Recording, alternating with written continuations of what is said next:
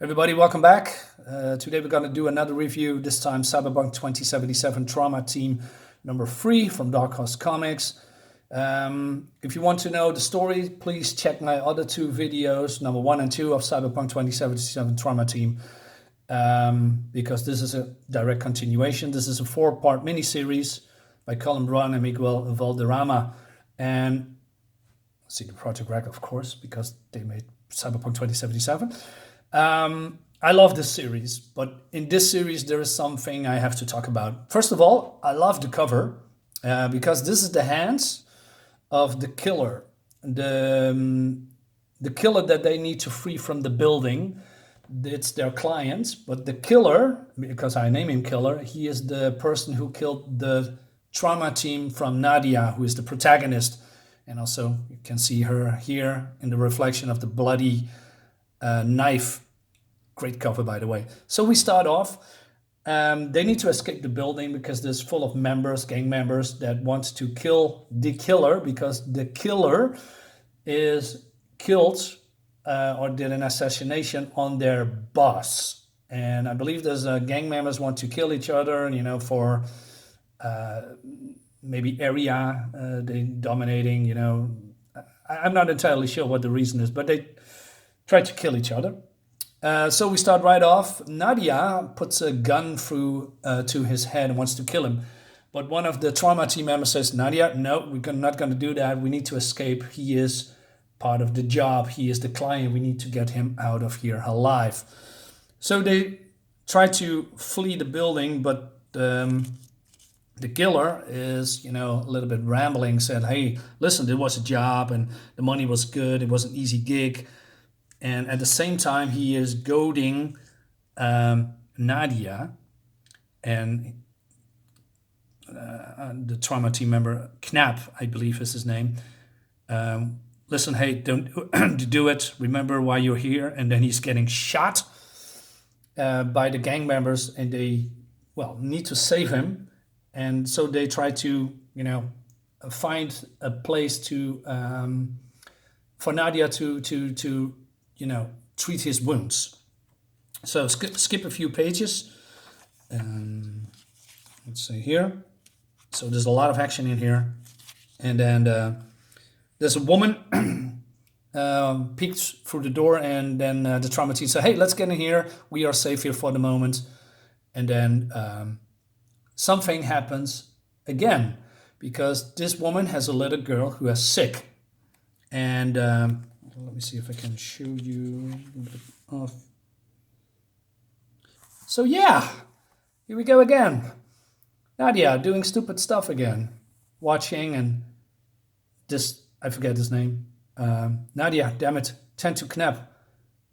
We need him on his feet. Nadia, he shouts. I think it might be too late, says the killer. And yes, one of her team members dies again because Nadia is too traumatized, too messed up in her head to do anything. And at this point, she starts to piss me off, because I know what she's getting through. She has a lot of trauma, but she said, while she is being evaluated at headquarters, that she's ready. She needs to get back in the field. Well, they gave her an opportunity, so they give her a job with these new team members, because the other ones are dead, and she screws up again and again and again.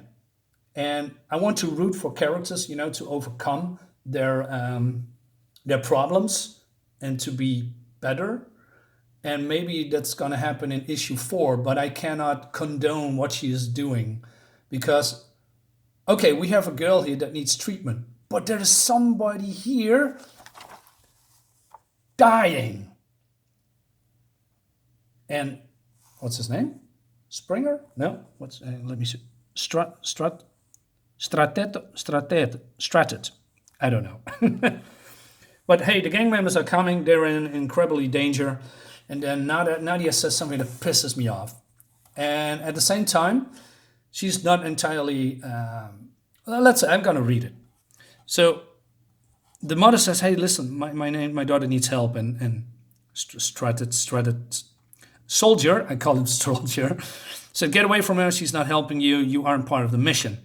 Nadia says, who cares about the mission, Stratter? Oh, that's his name. Who cares? That little girl has every right to treatment. If a murderer deserves treatment, then so does that child. The child is not a client. She is right. But at the same time, how dare you, Nadia? You are part of the mission. You are being paid to do your job. You are a part of a trauma team that helps people.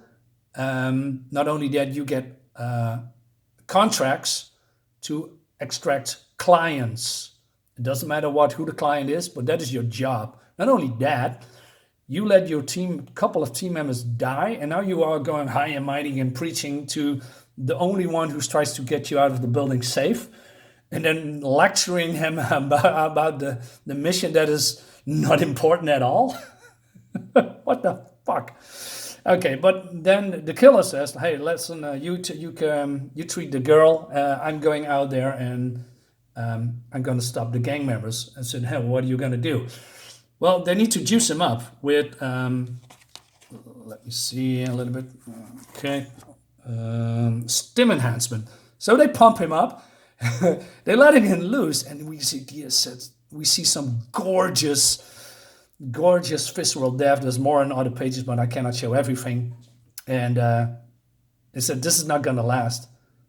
The kind of stress you are talking about, it'll burn through your system under in a minute. And he says, give me another. And he's going on a rampage, killing all of the members. It's glorious. It's so good. And then, let me check. I cannot show you that. Then we see here the end. And then the soldier says, it's your fault, Nadia. You didn't save Gordon. You didn't save Knapp. And now what? You're doing everything you can to save this little rat. He says, she's sick. I'm a medic. I'm going to do whatever I can to help her. Get off my back. But you are not a medic because... Well, you are a medic, but why didn't you save Knapp? Because you froze. And he said, get off my back and get your shit together. You are the one who's talking. I said, I'm not the one who needs to learn his place. You're going to get us killed because you can't do your job. I mean, okay, he's getting violent, and I know where he's coming from. I don't condone violence against your teammates or other human beings, but in this case, I would be pissed off if somebody who's still failing at her job, getting your and your team in constantly danger because you can't do your fucking job, and then getting high and mighty and preaching. I'm getting pissed too, I believe. But the murderer is getting back and say, hey, listen. There's room now. We can get the hell out of here. And then Stratus, whatever his name's called, says to her, you made a big mistake, girl. What do you think is going to happen once we're clear? What do you think the company's going to do when I tell them how you fucked this all up? And the killer says, nice to see my trauma team money's well spent. That made me laugh out loud. And I'm fearing a little bit where this is going because I believe this guy is getting killed in the next book, because if he is not there, then nobody knows that Nadia's fucked up and basically killed her own team. I think that's going to happen. I'm not entirely sure. I hope not. I hope not the writers will go that route and do something different, surprise the readers. But yeah, I don't know. So basically, they are going. Well, they try to leave the building, and Nadia says, "Here's some medicine," and then you are getting well, and that's almost the end of the book. This is the end because there's no cliffhanger or something. But this will be a part 4, of course, and then we see here Nadia try to do everything, but she's failing. Well. They escaping the building and getting hunted by other gang members. So I really love this book. I've mentioned that in the other 2 videos as well. I love it, but at this point, I'm starting to really hate Nadia because of what she's doing. She's fucked up big time, and she's still doing crazy stuff that she's not supposed to do. I still recommend it because it's a good book. The art is good. Love the colors. And yeah, there's extreme violent action in here that I can show, of course. But as you can see, there's some crazy. Look at that! Look at that! That's so good. Okay, thanks for watching, guys. Like my video, share my video, subscribe to my channel. Back my comic book was still in demand, and it's still going in demand for a couple of maybe months or so. It depends when the pages are finished and when we go to print. BLACKHART Manor, I'm going to leave the link in the description. 40-page horror comic book, Indiegogo, indie crowdfunding. Back my book, please, and I'll see you next time.